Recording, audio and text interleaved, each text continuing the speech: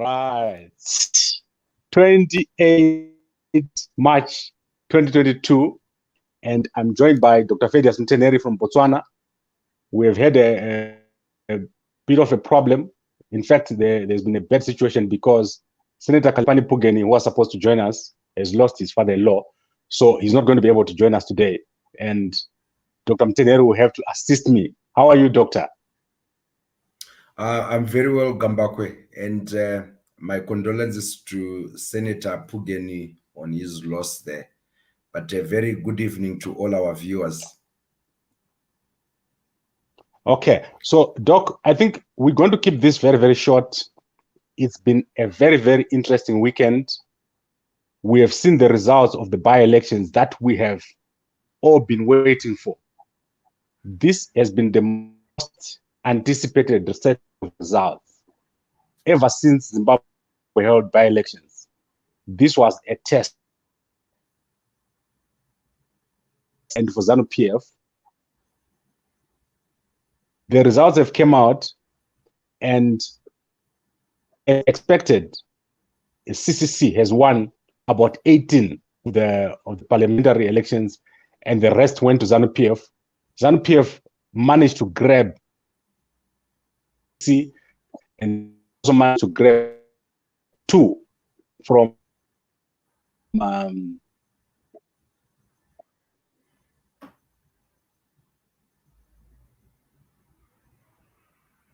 CCC in terms of parliamentary electorate is dropping once in a while. And okay, you know I'm in Zimbabwe, so my network is very.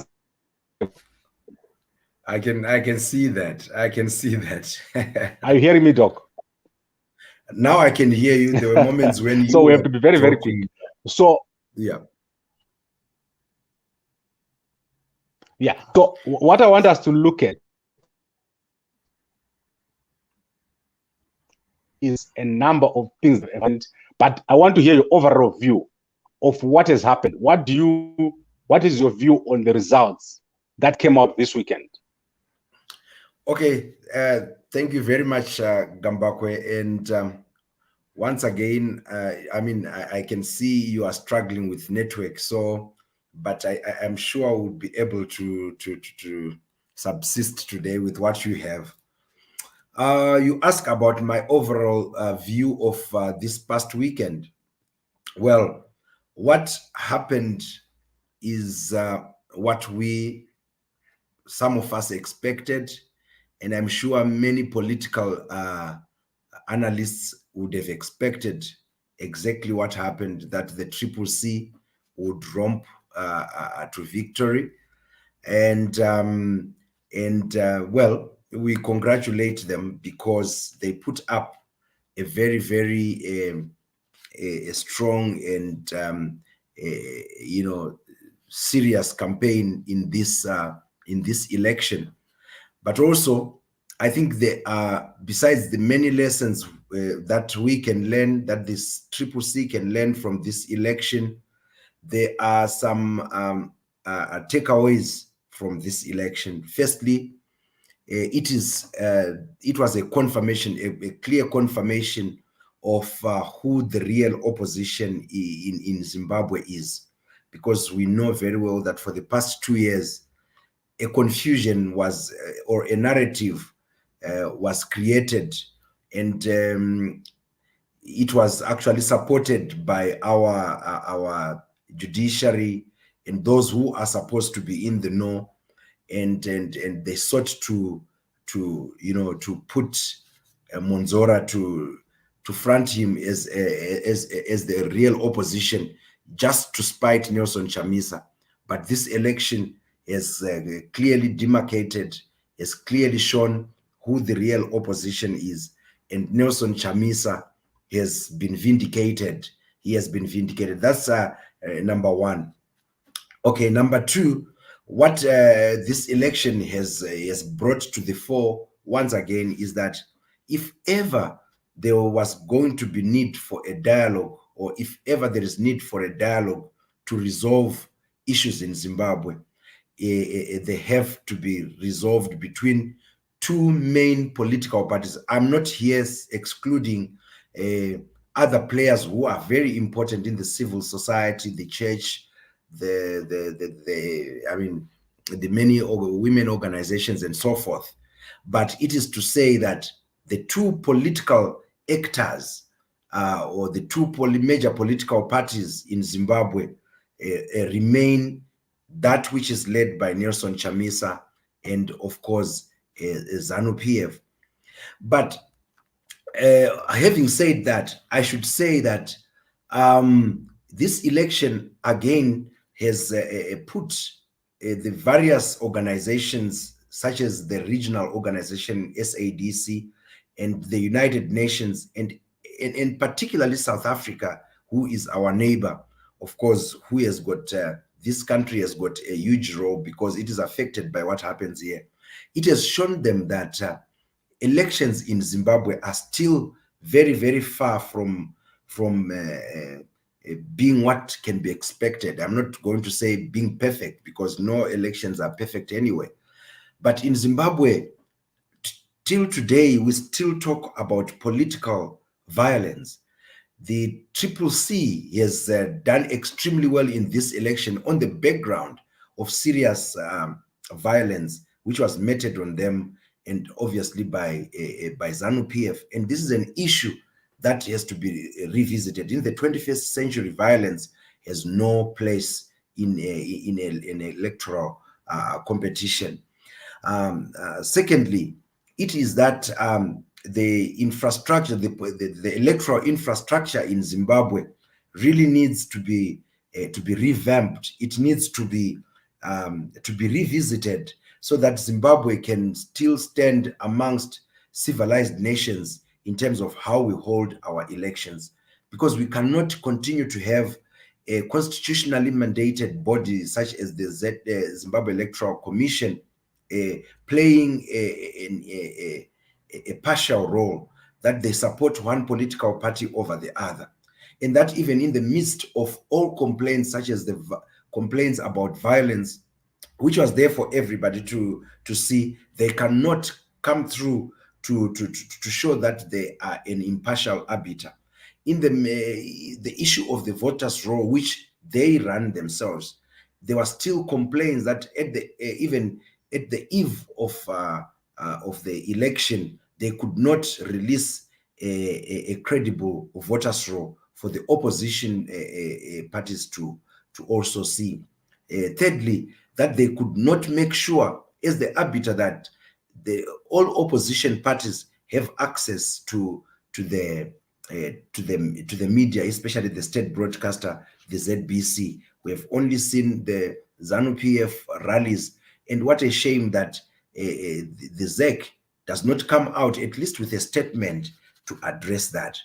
Okay, issues that have been reported and which are widely reported from this election, that traditional leaders, particularly in rural areas, were still being put in the forefront to intimidate and frog march people to the polling booth. That should not find a place, and ZEC must definitely deal with those things.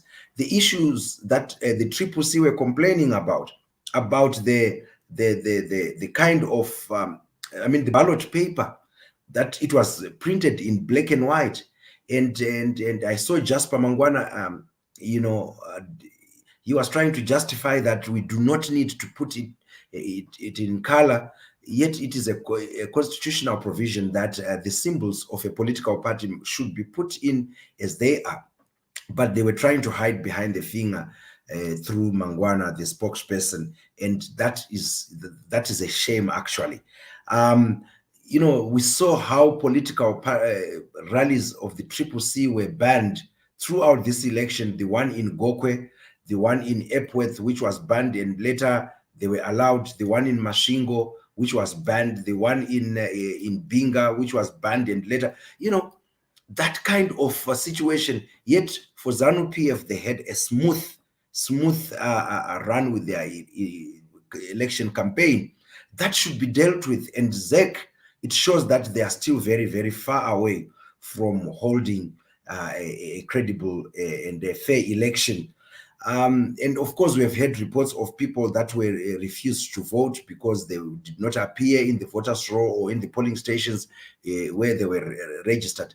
Those are issues that ZEC need to deal with. But also, I'm talking here to the regional bloc, that is SADC, that they should continue to watch, because if this by-election, as we had already said, that it was a test, it was a test actually for the CCC to see what it is that they need to deal with before we go to the watershed and general election, which is coming next year. But also, on another note, this election actually has shown the CCC what they need to work on. Particularly, of course, this is a new party and they've just won. I've listened to their narrative that they've just won.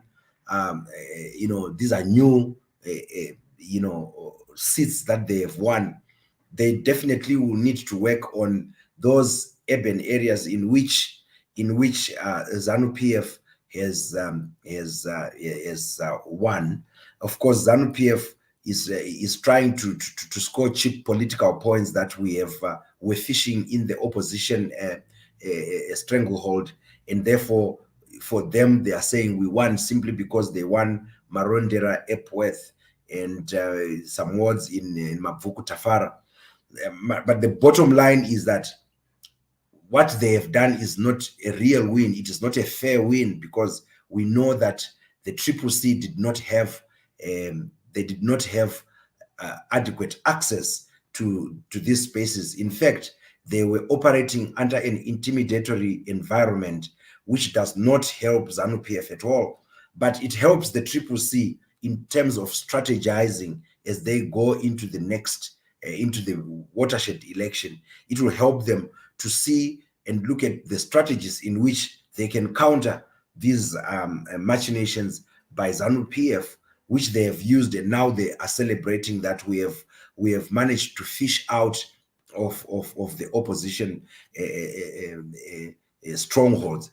But I think overall, it should be said that the Zimbabwean voter, the electorate, cannot be taken for granted.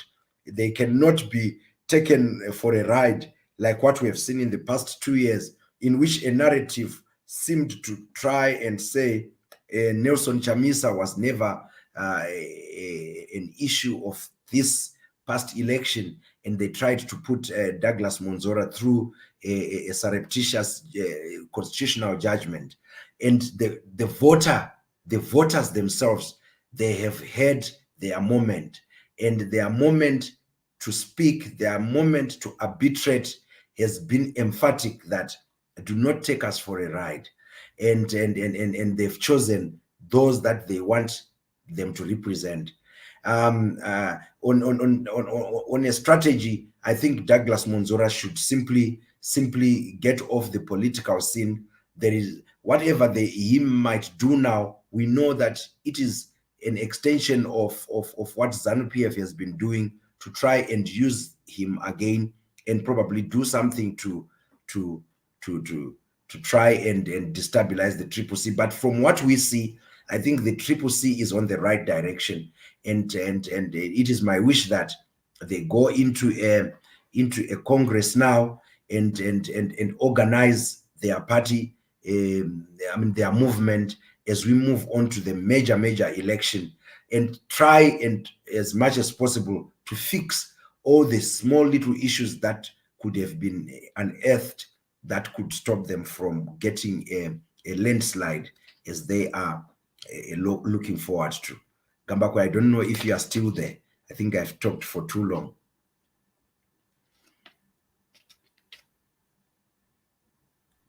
Right, Doc, I'm here, but as you are aware, I'm currently in Zimbabwe, and my network is very weak. It doesn't carry the network, the conversation. I try to put it on screen so that we reduce the strain on the network. I want us to go into the details, and specifically, I want us to start with ZANU-PF, because ZANU-PF is the incumbent political party. I want us to look at the implications of this vote. Let's start at a high level. In Matabeleland, ZANU-PF now controls 20 out of 24 rural Matabeleland in terms of wards, and their support there is quite high. Do you think Nelson Chamisa is going to win there in 2023? Okay, a very good question, actually, Gambakwe. When I was looking at those figures, I also thought as well, it is an issue that the CCC should look into. But remember, Gambakwe, most of these wards in which the ZANU-PF is holding or is controlling is actually because of the whole politics that we saw. First, the politics within the MDC alliance itself, where they did not agree as to who should represent, or where it was said that there were some, some candidates that were imposed from leadership. And if that is true, I think this is the time now where the citizen, the CCC's strategy now that will let the communities choose whoever they want to lead should now work, and they should implement it to the book. They should make sure that leadership does not impose its candidates of their choice, but let those communities choose those people who they want. And on that note, if they were able to rise up to that level and forget about the cheap politics, cheap regional politics, cheap political party politics, and let the communities do the selection of who they want to represent, as they have said, I think ZANU-PF does not have at all a chance in Matabeleland. This is a region where we know that ZANU-PF is resented. If they could come up with a proper win there, it would be actually out of rigging. But also there are some of the Matabeleland areas, such as in the Umguza and stuff like that, which have been very loyal to ZANU-PF, and it calls for the CCC to come up with strategies to try and enter into those areas. But as we know, ZANU-PF and its strategies of banning and using the bureaucrats to try to intimidate the CCC is what will always be the problem. And that is why there is also need to bring in observers quite a long time before the election comes, so that they start to monitor and to observe what is happening in terms of electioneering, of campaigning for both parties. So to answer directly, I think yes, the CCC can win in that zone, and ZANU-PF might have a very an uphill task actually if the CCC continues on a united path that they have shown in this recent by-election.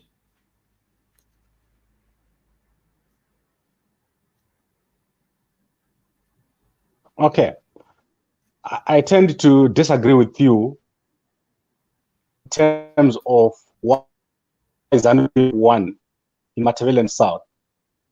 Specifically, ZANU-PF has strong structures in Matabeleland South. I mentioned this a few weeks ago.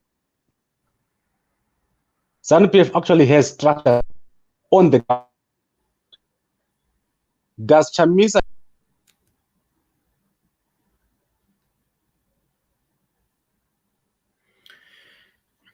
Okay, I see. Sorry, Jock, are you hearing me there? Yeah, now I'm hearing you. Yes. You were saying you tend not to agree with me because you were saying. Okay, does Chamisa have any grassroots structures in Matabeleland, or he just went there for the rallies, but there's no one there who actually belongs to his party? Is that not why they're losing these elections? Okay. Is that not why they lost to ZANU-PF in 2018? that don't structures in these areas?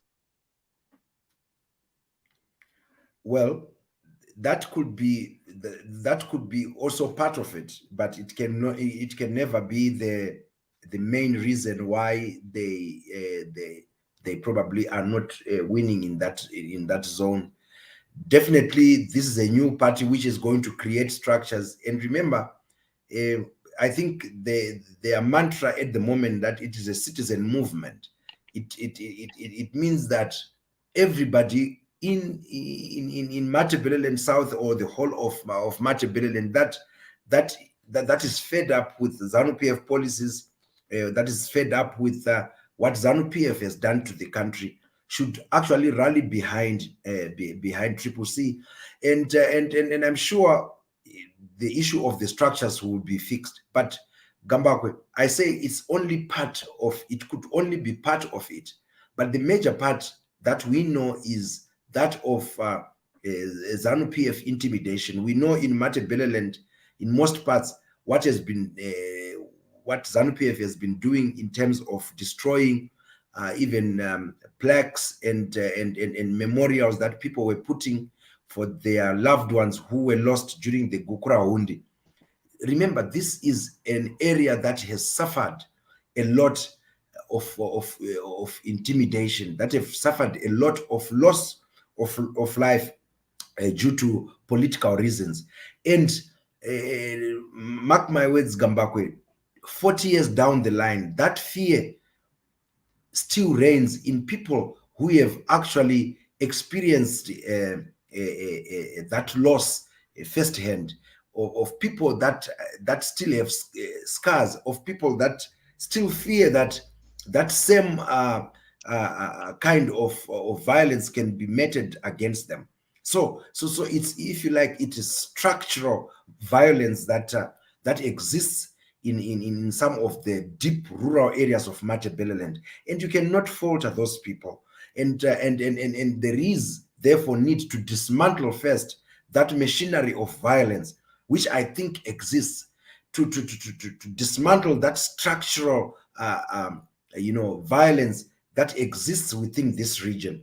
And it is not about ZANU-PF having strong structures, not at all. It is about the undemocratic kind of infrastructure that exists, which cause these people sometimes to at least vote with not with their real mindset of saying we want to change, but they vote with fear that our lives could be in danger. I think that plays a huge part, Gambakwe.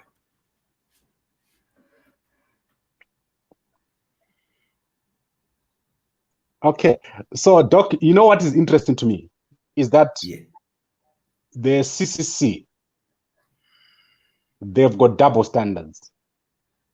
When they do well, when they win, everything, there's no rigging. But then when they lose, there's rigging. And I think this is where we need to address the CCC so they understand how the electoral process works. I think there's a bit of a misunderstanding. They misunderstand the rally and the election. So let's take, for example, the situation in Perth. There were a lot of people at Chamisa's rally, but he lost. He lost his candidate there, lost the elections. What do you think of him to have such a big rally and then fail to get people to vote for his candidate? Because the ZANU-PF candidate did well there. There was no rigging there. Are you saying there was rigging? Are you saying ZEC assisted for them to win? Okay, Gambakwe, then it takes us, thank you very much, a very pertinent question that you are raising, but it then seeks for a very, very straightforward answer of what basically is rigging. Gambakwe, rigging is, okay, when we talk of an election doesn't occur in a single day, like on the 26th of March, and we say whatever the outcome, whatever happens there, that is the election. The election is that whole process that you take from the day that the president announces the election. In fact, even before that. So rigging by its nature, is not only stuffing of ballot paper in the ballot box, and then we say the election has been rigged. Rigging, it takes various dimensions, some of which I will mention, but not limited to these ones. One, when you have a security apparatus, which of course many have mentioned, it is a securocratic a state where we are. So we have got a securocratic psychosis that we have. We know that the police will always mistreat the opposition activists. We have seen them being arrested. We have seen some of them being beaten. Matsbabawe Shanduko, we have seen him beaten, and many others. The gentleman who was killed, Mboneni, in Kwekwe, that is violence. And that violence is meant for one thing, to intimidate the would-be voters, that this is what you will meet if you go for the election, if you do not vote for us. One. Two, if you go to the rural areas, we have the reports, and it's documented that headmen and chiefs literally frog march the people under them, and even in most cases tell them to write their names and who they are going to vote for. Thirdly, we have heard that in some constituencies in rural areas, people were told to say they cannot read or write, and therefore some people have to vote for them. And Gambako, that is rigging. That is a whole process of rigging. Not only that, we have seen the ZEC itself, the fact that it does not come out clear, even with press statements that just demystify some of the things that are said, the issues to do with the printing of the ballot paper, the issues to deal with those issues they have to control, such as the media, to say, can all the opposition parties be allowed a free, equal airtime on television and radio? Those things, ZEC is not dealing with them. That is the rigging machinery that is in process, Gambakwe. You talk about the voters' roll. The voters' roll, which is not released on time for all the participants in the election to verify, to check any anomalies. That is the rigging. When some people are, are turned away, yet they had confirmed their names previously that they are at particular polling stations, and that is the part of rigging. When people are, we've seen how IDs have been delayed, or there is a deliberate attempt not to fast track the process so that the new voters can have the IDs, and that is controlled by the registrar, who is controlled by ZANU-PF. That is the rigging process, Gambakwe. The rigging process goes to gerrymandering. We have seen that the process of delimiting constituencies itself is not a clear system in which it seeks to neutralize constituencies where the opposition has upper hand. That is the rigging. And Gambakwe, like I told you, the rigging machinery is not a one-day process. It is a process that goes through and through. We have seen food being used as a weapon against the opposition. So you see that in the rural areas where people really need food aid, the opposition members are refused food aid, yet those who support ZANU-PF have got access to food.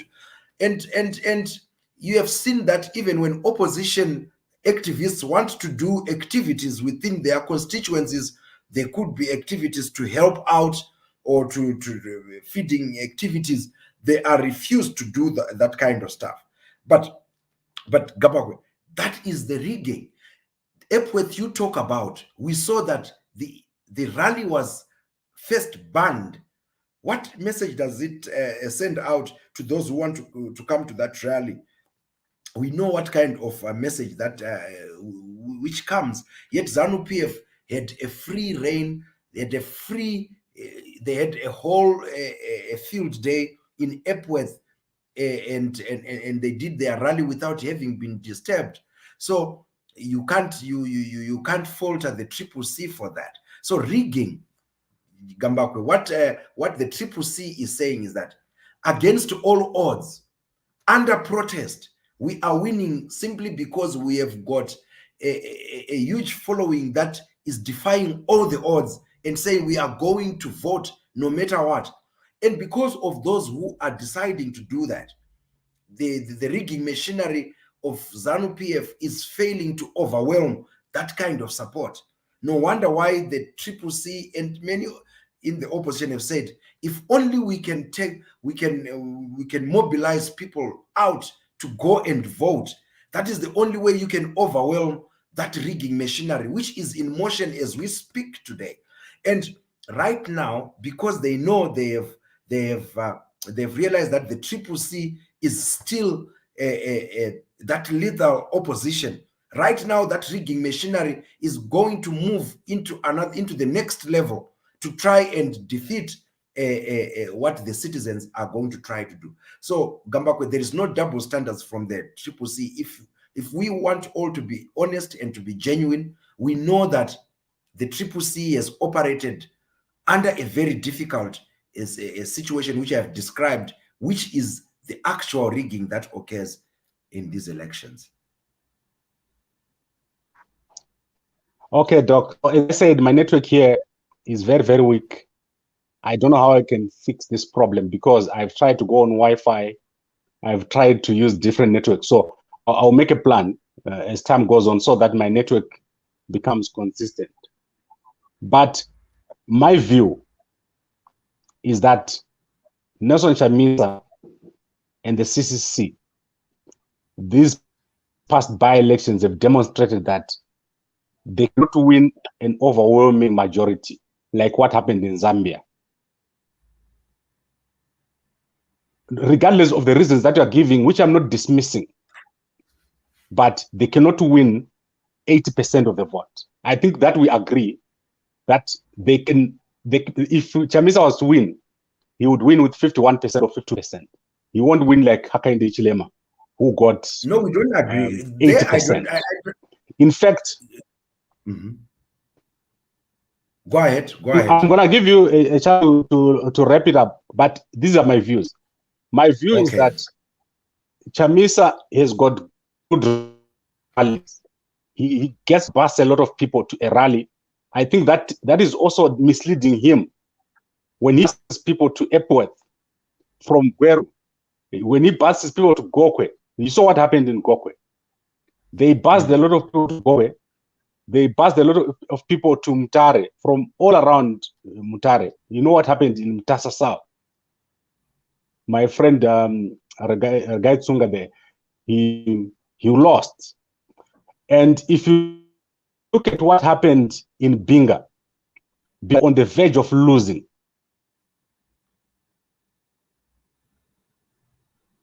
So Raw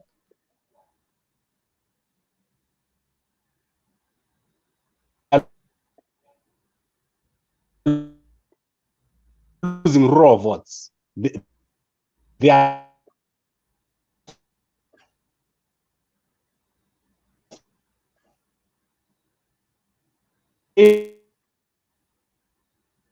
failing to penetrate the ZANU-PF strongholds in the raw areas.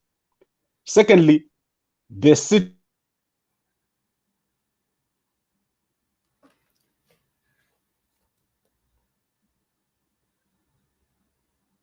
is winning some war in terms of they'll still be with us by the time we go to the 2023 election.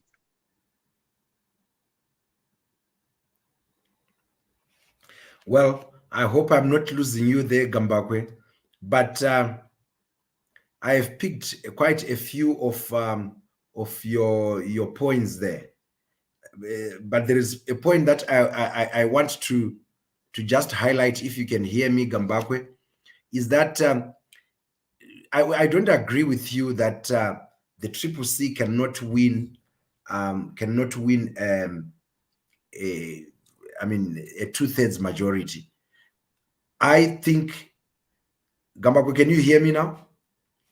Yeah, I can hear you, Doc. Sorry, I got kicked out. My network got okay. And sorry, I think I was still making the point that. So please make the point. Chamisa, make the as point it stands. Yeah, the point I'm trying to make is that Chamisa is not going to win these elections simply because of the facts on the ground. He's not going to win. This has been said by many international organizations. And the main reason is that Chamisa does not have grassroots structures. He does not even have a leadership structure. You saw today Chamisa went out to speak. He does not have a leadership structure for CCC. He does not want to organize a proper political party. He does not have structures in the provinces, in the wards. This is what is making him lose.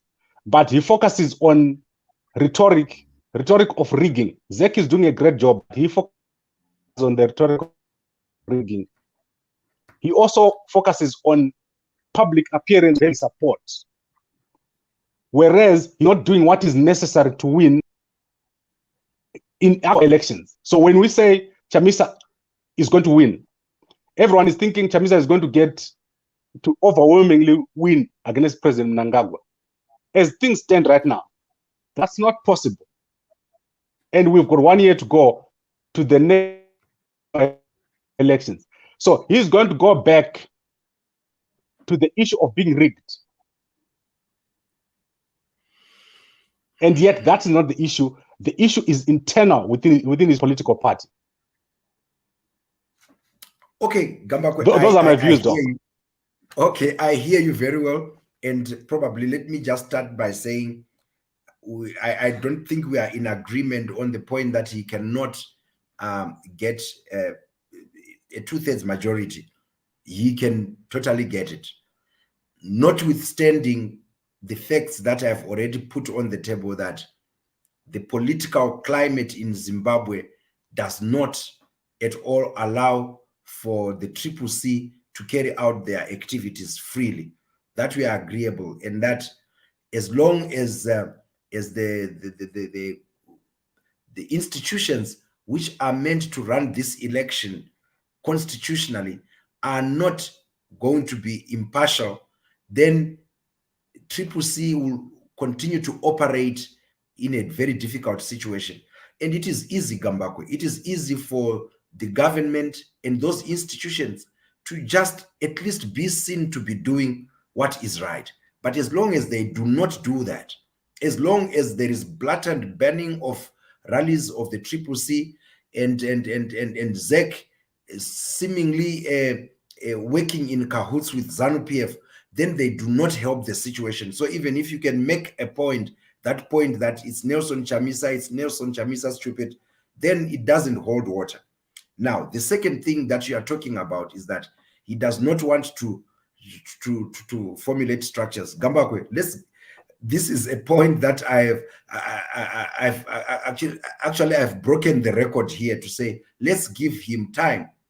Just the same time as he was quiet when Douglas Monzora was having a field day, behaving like now he owns the whole of Zimbabwe after he was helped by ZANU-PF to snatch Harvest House, to take the funds from the CCC, from the MDC Alliance and everything. He was patient. He didn't speak much. He didn't do anything. And they said, Nelson Chamisa does not have a plan. It became a mantra that Hana plan. Then towards an election which they organized themselves, ZANU-PF and Monzora, which they organized, there he came out of the blues. 2 months after having that political party, he has romped to victory. And for us to then analyze and say, and want to say, no, he can't win, that is very dishonest. After such a humongous, serious campaign to demolish, to decimate, and to annihilate him politically, he, like a phoenix, rose. And today we are saying he has 19 or so parliamentary seats out of 28, and upwards of 75 out of 120 local councils. What a win! What a show that he has got something. So I don't think we can simplistically say that you know, he does not have structures which are able to mobilize. That alone shows you that there is serious mobilization, but more can be done. Of course, more can be done. You talk about rallies as if he concentrates on rallies as if they are the ones which are going to give him votes. Let me tell you, in this by-election in particular, the optics were very important.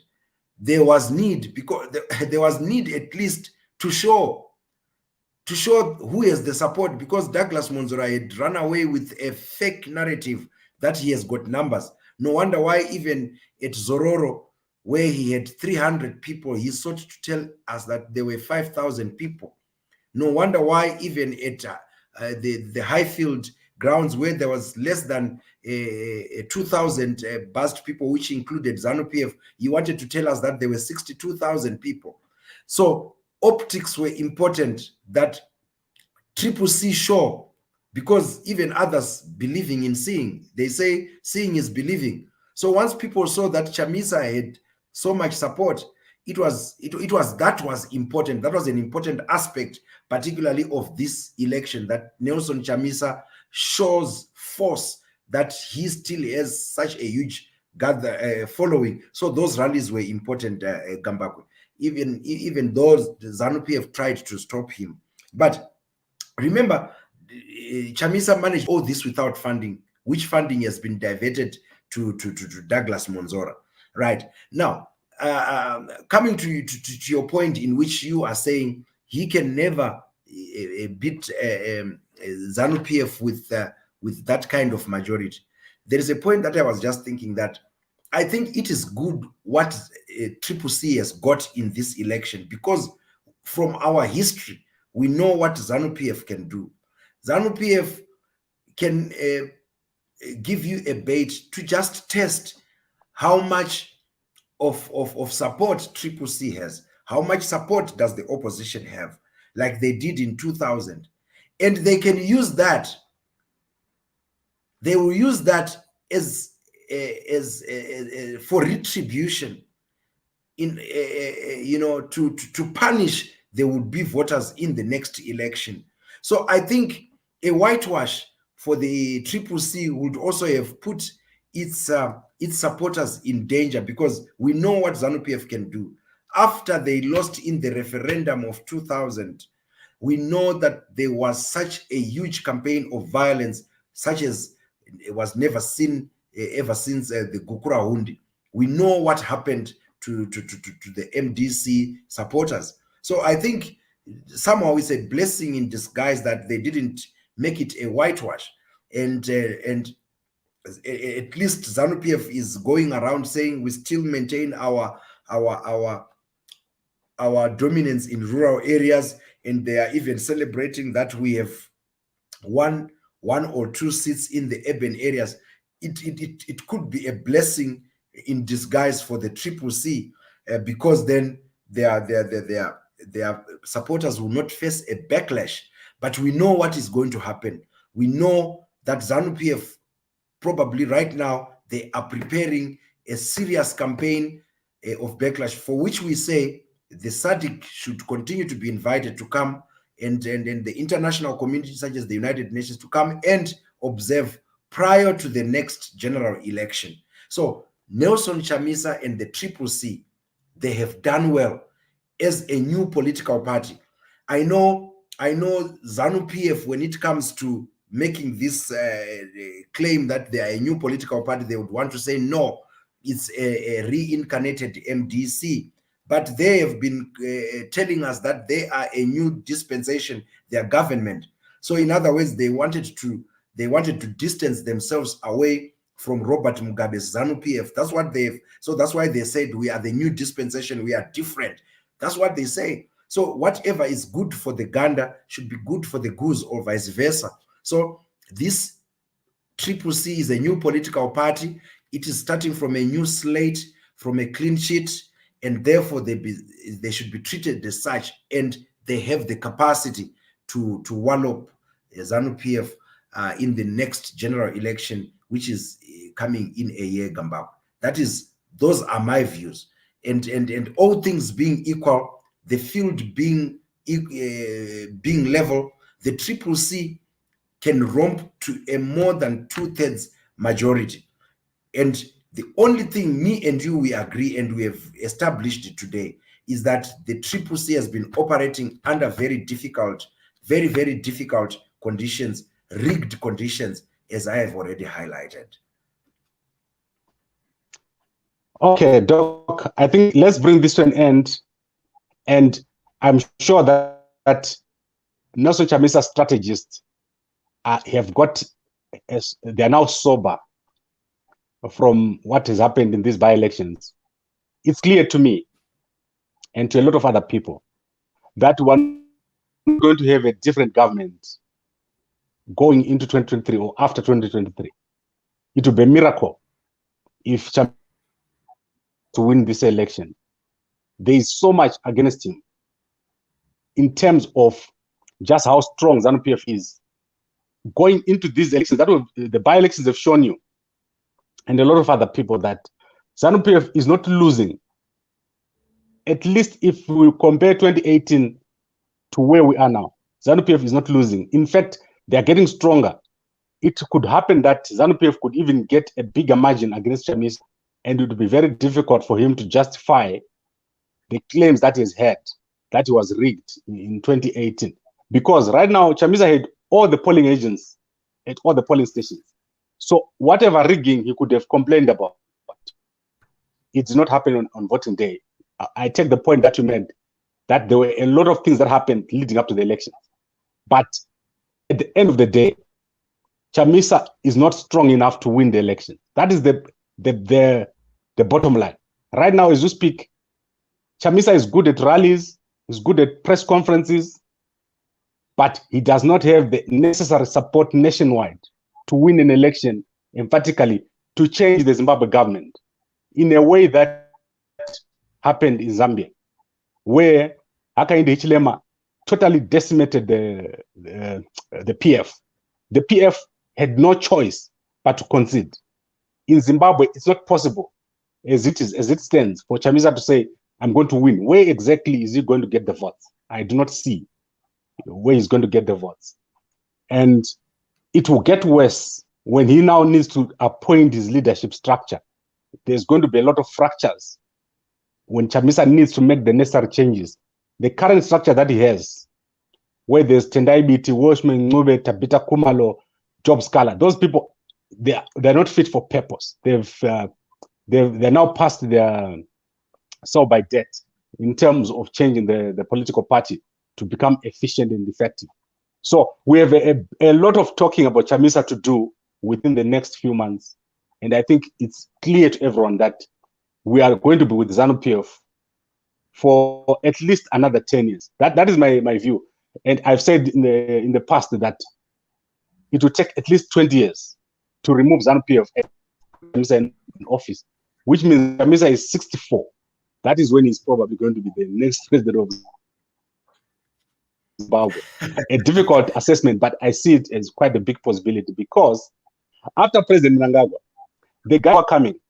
They are stronger than you expect. They are not going to allow Chamisa to get in easily. And the electorate, if you look at what happened in Binga, that should be very scary for CCC. Binga is a case in point where people just came out and voted for ZANU-PF. There's no intimidation in Binga. There's no one being beaten. There's no rigging. People came out and voted for ZANU-PF. That is the clear position. And similarly, if you look at the cities, young people are voting for ZANU-PF. And this is because the CCC does not have a structure in the area where voting is taking place. People are voting for CCC because they like Chamisa. So you will see Chamisa will have a lot of votes, but his MPs, they are not there. The person that is on the ground who you should vote for is not there. I gave you the example of Kutata Pulu in Nkulumane. That guy has never been seen in Nkulumane to visit. He has never visited Nkulumane. And Nkulumane to Bulawayo City Center is 5 kilometers, but he's never been there. And then a hardworking MP like Regai Tsunga, he lost because ZANU-PF organized themselves, got their people to come out and vote. These are the issues that Chamisa is facing in 2023. So that is my view, Doc, and I want to give you your last word. Okay, I hear you, Gambakwe, but probably to just answer you, never say never. Never say never. You have given an example of Zambia, and you said Zimbabwe is not like Zambia, where Hichilema roamed to victory the way he did. But did Hichilema know that he was going to get that majority? No, he didn't. But he hoped. They still did what they were doing 6 years before. Because remember, he has been in the opposition terraces for that long. And this was his 6th or 7th time. And the Zambians decided enough is enough. So that's why I'm saying never say never. And never say ZANU-PF cannot be removed from power. That's the first thing I want to say. And secondly, like I would not go back to the issues of the rigging, which we have clearly talked about. You are talking about how people came out in Binga. You are talking about how therefore ZANU-PF was almost winning there, and how the CCC lost in Mutasa. Now, look, I will refer again back to what I talked about, the rigging machinery. Look at how they were dishing bicycles in Binga to these people. Look at how they tried. I mean, vote buying, clear, blatant vote buying, but still the CCC won there. Of course, in Mutasa, there still need to push and push, because the margin was quite very small. And I think if people still think Regai Tsunga is a hardworking and a deserving candidate there, I'm sure he will get again his time in about a year's time. But look, Gambakwe, the point that I will raise and continue to raise is that it is the electoral environment, stupid.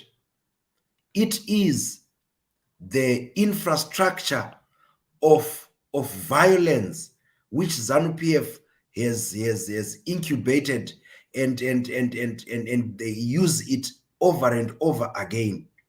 The economic situation as it is, everybody wants it to change. ZANU-PF, particularly those in ZANU-PF, they want it to stay like that. For them, it works for the good, because then, Zimbabweans, and mostly those in rural areas and those who vote for ZANU-PF, they are gripped by what is called the Stockholm syndrome. The Stockholm syndrome is such that those people who are oppressing you, the very people who are oppressing you, they will come back to you and act as if they are your saviors. And the victim goes back to them again and gets the little trinkets from their oppressors. So that Stockholm syndrome is nurtured by ZANU-PF through this kind of economic situation which they are nurturing. ZANU-PF doesn't want this economy to be fixed. They don't. They would rather keep it like that because it enriches them. Have you read about the political science books which talks about how poverty is a weapon of politicians, particularly the autocrats, the authoritarians, like what we have in ZANU-PF. So for them, poverty is a weapon. And the victims of poverty, who are the majority of Zimbabweans, particularly the voters who are domiciled in those rural areas, they still go back for a little bag of rice, for a little bag of seed, a little bag of fertilizer, you know, a small little bicycle which breaks down probably 3 months down the line, which they get from who? From the same ZANU-PF. Gambakwe, it is a serious machinery of rigging that you will never know. And that's why we always say to the Zimbabweans, they need to wake up. The electorate needs to wake up. It's not about Nelson Chamisa or strategy or what. It is about the Zimbabwean people themselves to realize that this struggle, this is a struggle which the CCC, Nelson Chamisa and the CCC are fighting for all of us, for us at least to move to a level of civilization, a level of modernization in which we do not have politicians who exclude everybody in the development of the country, politicians who commit crimes with impunity, politicians who think that they have the entitlement, they have the title deeds to that country. And Zimbabweans should only wake up. And if they wake up, then here is, I think, in the CCC and the leadership of Nelson Chamisa, a person that can take this generation to another level of development of our country. You know, as I look at old people who come to CCC rallies, it really touches my heart. Sometimes it touches me to say, here are old people who have seen the last 40 years and how this country has been taken down, has been run down. And they look at us young people, they look at the very young people who are coming off universities who do not have jobs, and they are thinking, for how long? It is actually touching that older people are beginning to realize that there is need for that change. And Gambakwe, like I said, it is only for the CCC and for the majority of Zimbabweans to realize that this is a real struggle against a serious machinery, a serious autocratic, authoritarian machinery, which wants the status quo to remain so that they can continue to plunder the resources, they can continue to hold on to power. I think I will end it there, Gambakwe, because for me, I think, honestly, next year, if Zimbabweans come out in their numbers, this machinery will be defeated. Okay, Doc, I think let's bring this to an end. But I honestly would have wanted you to also say what ZANU-PF has done well. I think you should look at President Mnangagwa and what he has done to deserve the win that he's getting. The wins that he's getting are not, especially in the cities, they're not minor. We may take this from a partisan point of view, but it's not easy for ZANU-PF to win in the cities, and he's winning in the cities. I would have expected you to at least come up there and say why ZANU-PF is getting those wins in areas where the CCC is expected to win, but you end up getting ZANU-PF winning. I think that is also one of the weaknesses of the CCC. They fail to assess themselves, to say, why are we losing? I don't think they give themselves enough time to think about that and to address these issues in public, especially if you look at Epworth. The area is impoverished. There are no jobs there. People drink water from boreholes, but they still voted for ZANU-PF. If you look at Matebeleland, remote areas, very underdeveloped areas, they vote for ZANU-PF. If you look at all the raw areas that vote President Mnangagwa, most of them were actually from the CCC or the MDC alliance in the past, especially Bikita. If you look at Bikita, they were the first raw area to vote for CCC or MDC in the beginning. But it seems like all these areas are going back to ZANU-PF. And I think, in my view, yourself as someone who really most of the time supports Chamisa and the party, the CCC, they need to go back to the drawing board and try to understand why they are not winning overwhelmingly.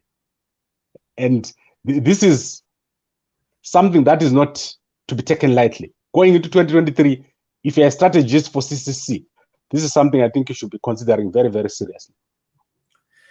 Gambakwe, I mean, sometimes I think there is a tendency to think that political analysts, when they sort of sympathize or empathize with a certain cause, they know the others say they should be neutral.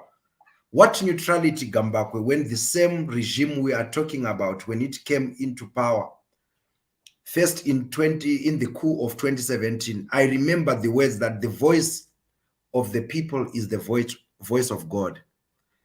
Are they living to that mantra? Really?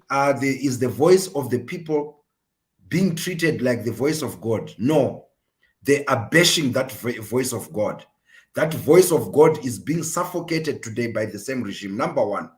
Number two, they said Zimbabwe is open for business.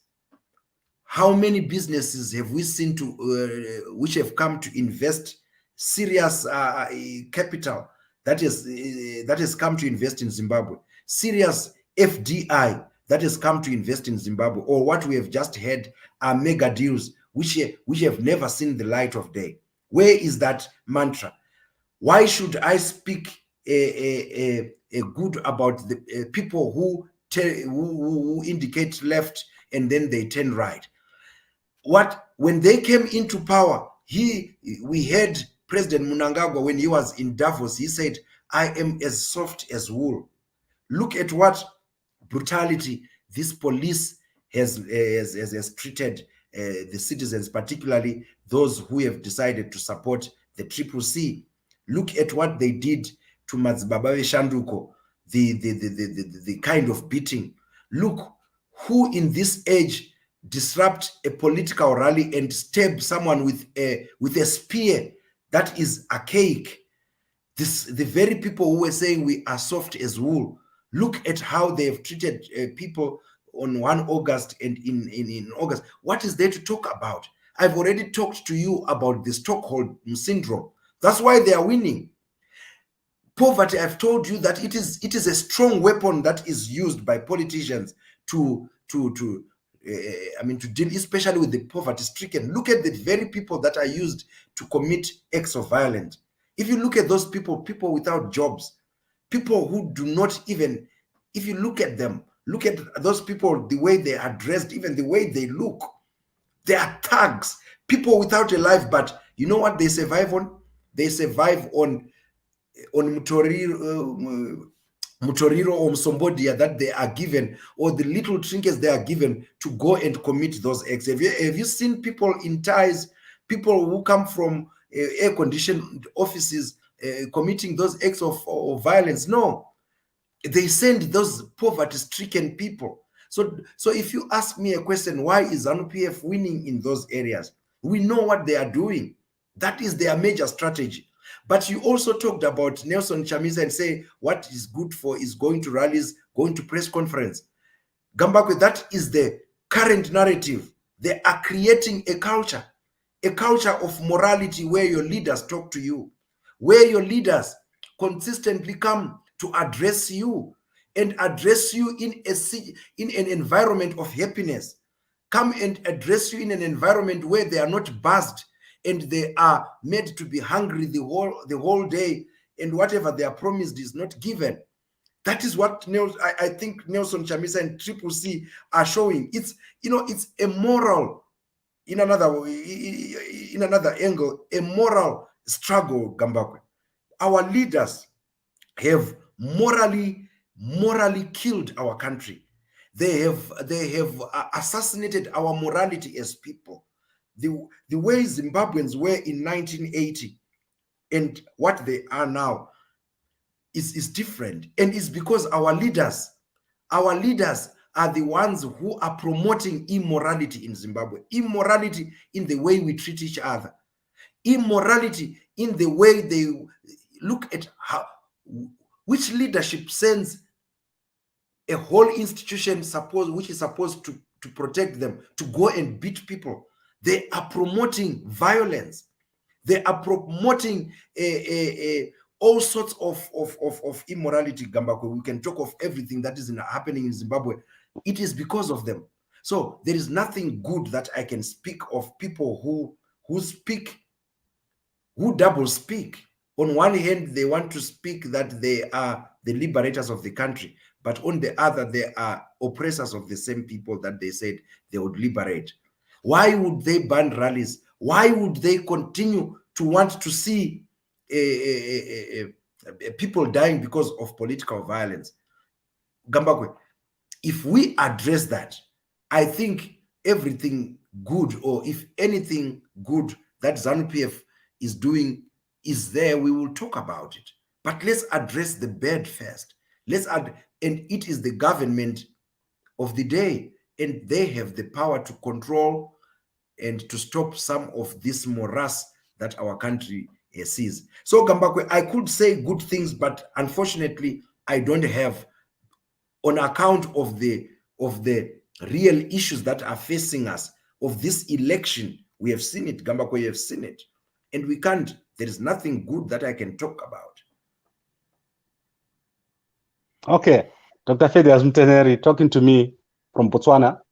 Normally you come to talk to me here on Tuesdays, but obviously because I've been traveling, things change. And Senator Kalepani Pugeni, as I said, he lost his father-in-law, so he was not able to join us today. So I hope to have him on Saturday. Tomorrow I'll be traveling across Zimbabwe.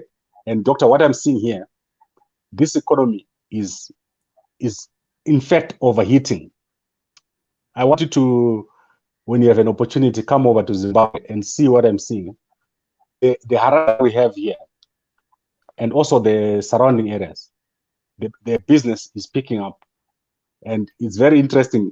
If this continues, the opposition is going to find it even more difficult to win in 2023. People just want to do business.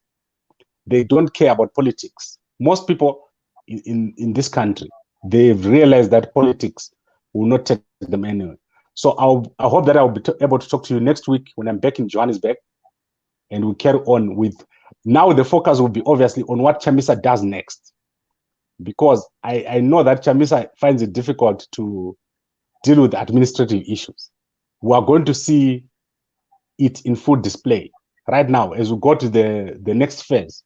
When Chamisa is now supposed to set up his structure, we are going to have a field day. I promise you, Doc, we're going to have at least 4 or 5 months of discussing Chamisa's failure to set up a structure.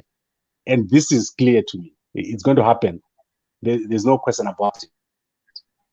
Let's end here, Doc. I know that I've given you another thing that you wanted to respond to, but please don't respond. Let's talk again next week. Okay, Gambakwe. I'll let you go with that one.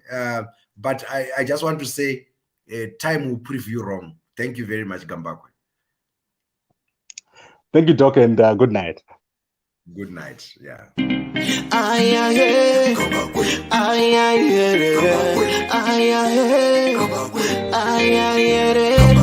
Uyo uko kuno abo pano mamu